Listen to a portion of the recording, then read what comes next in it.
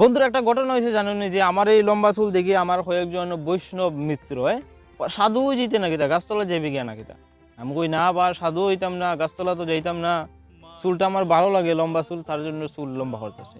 তো তা শুনিয়া তো হাসে। তো হাসার পরে আমি বললাম যে বেশভূষায় সাজলি রে সাধু, মনে তো তোমার আসল সাধু নয়।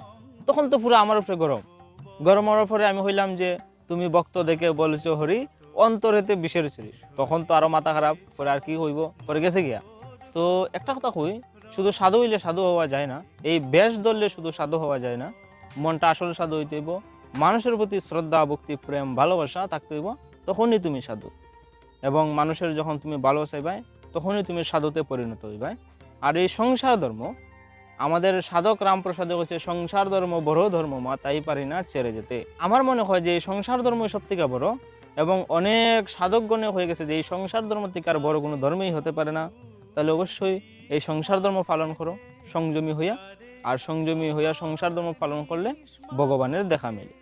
তো আজকের ভিডিও এখানেই শেষ। এটা হলো যে সংসার ধর্মই বড় ধর্ম, এই ভিডিওর মূল উদ্দেশ্য। কেউ খারাপ টারাপ হয় না আমাকে, কোনো বৈষ্ণবগণ, আপনাদের যারা সঠিক বৈষ্ণব, যারা শুদ্ধ বৈষ্ণব, তাদের চরণে আমার শতকোটি প্রণাম, কেউ খারাপ পাইবাই না। এবং এখানেই শেষ আমার ভিডিও। হর হর মহাদেব ভাই।